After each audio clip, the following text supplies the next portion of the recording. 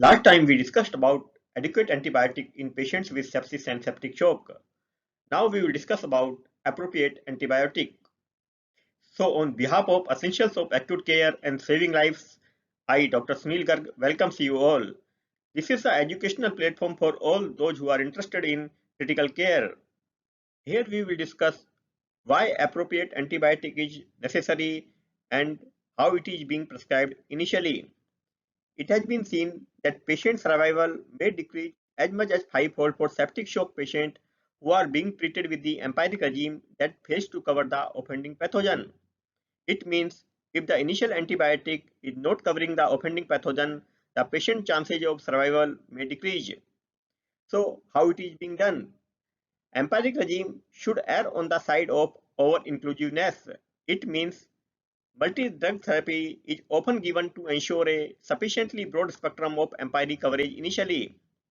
Although restriction of the antimicrobial is an important strategy to reduce both the development of pathogen resistance and cost, it is not an appropriate strategy in the initial therapy for such patients. So here it is important to understand that initial therapy should be broad spectrum, widest possible coverage. What sepsis guideline recommends about appropriateness?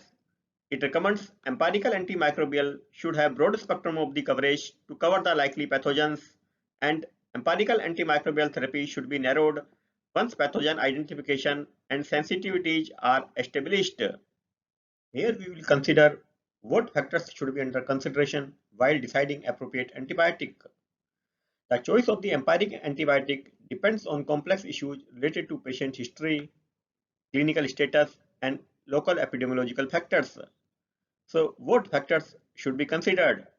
The key patient factors include nature of the clinical syndrome or site of the infection, because each site, whether it is intra-abdominal, urinary tract, or the lung, it is associated with the typical pathogen profile for that particular site and properties of the individual antimicrobials to penetrate that particular site. We should also consider any concomitant underlying disease like the presence of diabetes, hypertension, the presence of chronic organ failures like the presence of chronic liver disease or chronic kidney disease, any medication which the patient is receiving, particularly antibiotic or any immunosuppressant medications, the presence of indwelling devices like the presence of urinary catheter, hemodialysis catheter, or parenteral nutrition catheter, the presence of immunosuppression or other form of the immunocompromise, like if the patient has any malignancy or if the patient is receiving any medication which makes him immunocompromised, there is any recent known infection or colonization with specific pathogens, and the receipt of antimicrobials within the previous 3 months. To know about recent infection or colonization is important because there is a high probability that patient might be having the same bacteria again. And to know about antibiotic use within the previous 3 months is important because there is chances that the bacteria will be resistant or same antibiotic will not work. It is also important to understand the patient location at the time of infection acquisition, whether the patient acquired infection in community or chronic care institution or acute care hospital, because their pathogen profile may vary and their susceptibility pattern may vary. So we should know the local pathogen prevalence and their susceptibility pattern, and we also must consider potential drug interactions and toxicity whenever we are deciding upon antibiotic therapy. Few conditions predispose patient to have multi-drug resistant organism, and if these conditions are present, they provide clue that patient might be infected with multi-drug resistant organism. And these conditions include prolonged hospital or chronic facility stay, any use of antimicrobial recently, any history of hospitalization in the past, or any history of prior colonization or infection with the multi-resistant organism. The occurrence of more severe illness like septic shock may be intrinsically associated with a higher probability of resistant isolate. It does not mean that multi-drug resistant organism will lead to more severe illness, but it means if there is resistant organism, there is high probability that the initial selection of appropriate antibiotic is not correct. Common organism responsible for sepsis and septic shock includes gram-positive, gram-negatives, and there may be mixed growth. Invasive candidiasis, toxic shock syndrome, and there may be uncommon pathogens in selected patients. Certain specific conditions put patient at risk for the atypical or resistant pathogens. Neutropenic patients are at risk for especially wide range of potential pathogens including resistant gram-negative bacilli and candida species. And patients with the nosocomial acquisition of the infection are prone to infection with or sepsis with methicillin-resistant Staphylococcus aureus or vancomycin-resistant enterococci. What are the factors which makes the patient at risk for the candida infection? And these factors include immunocompromised status.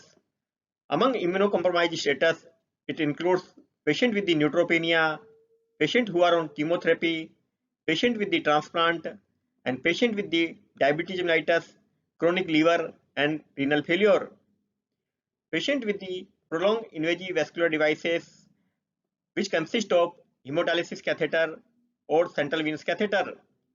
Patients who are on total parenteral nutrition, patients with necrotizing pancreatitis, patients with recent major surgery, and it particularly includes abdominal surgery, prolonged administration of the broad spectrum antibiotics or prolonged hospital or ICU admission, patient with the recent fungal infection, and patient with the multi-site colonization of candida. These all are risk factors for candidemia or invasive candidiasis infection.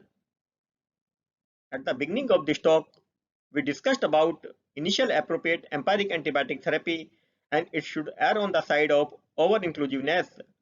This was the reason multi-drug therapy is advised.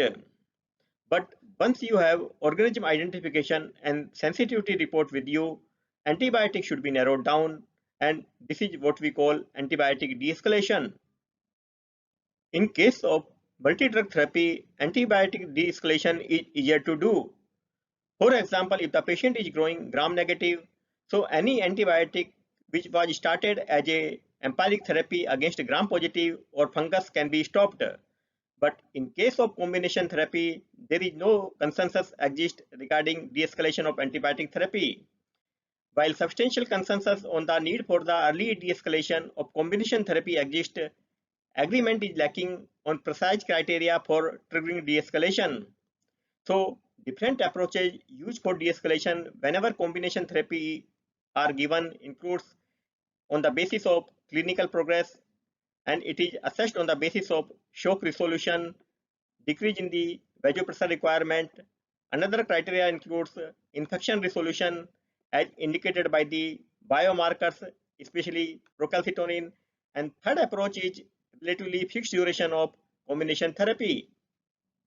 Thanks for watching this video. If you have any feedback, suggestion or comments, please write down in the comment section box. Please subscribe to this channel and once again, thanks for watching this video.